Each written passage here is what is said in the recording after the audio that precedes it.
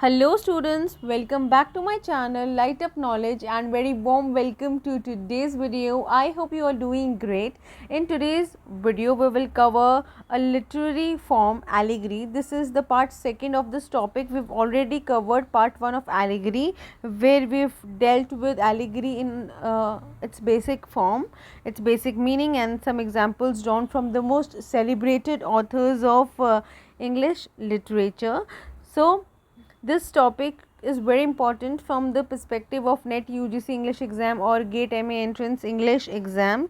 So we'll do this topic thoroughly from its meaning, associated glossaries and the examples drawn from the most celebrated authors of English literature. So it's a request to my students to watch this completely, as a part miss can cause an incomplete understanding. So without any further ado or delay, let's jump right into the video. In English literature, we have two types of allegory. The first one is historical or political allegory, and the second type of allegory is the allegory of ideas. So we have two types of allegory that we are going to discuss today in this video. The first kind of allegory is historical or political allegory.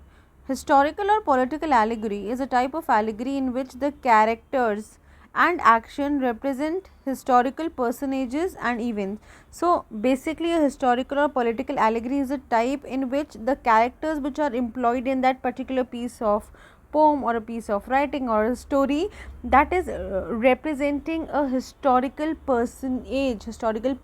Now what is a historical personage?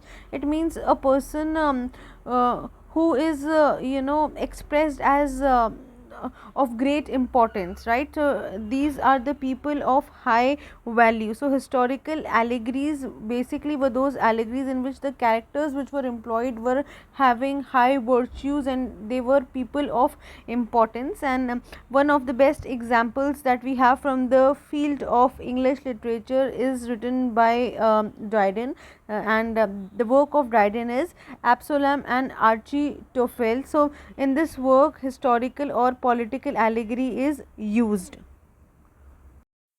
Dryden's Absalom and Architophel is a famous political allegory.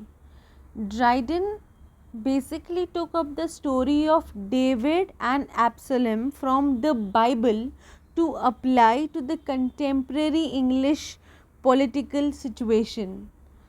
So through this we have a string of characters, and these string of characters are with appropriate biblical names.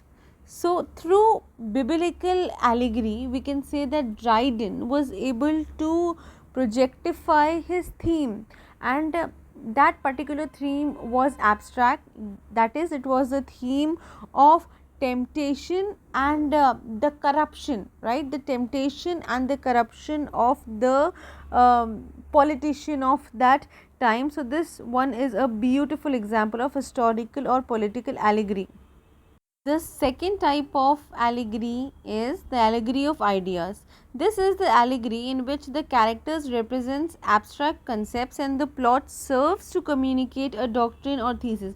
So here this type of allegory employs characters, okay, and which are carefully crafted to represent abstract concepts. Abstract concepts can be humanity, it can be kindness, it can be nature, dignity, power, anything which is abstract, and the plot is written in such a way that it is able to communicate, to facilitate a doctrine. What is a doctrine? Doctrine is basically a set of belief or the set of beliefs or a belief, and it is held and taught by a church or some political party. So basically allegory is a literary device used to express large complex ideas in an approachable manner, and this allows writers to create some distance between themselves and the issues that they are discussing, especially those issues which are strong critiques of political or societal realities. So it is able to create a distance between both of the discussed things. So one of the beautiful examples from literature expressing allegory of ideas is Animal Farm by George Orwell. One of the most famous examples of allegory is Animal Farm by George Orwell. On its surface, Animal Farm is a story about farm animals that rebel against their farmer. The underlying story, however, concerns Orwell's disillusionment with the Bolshevik Revolution and an indictment of the Russian government.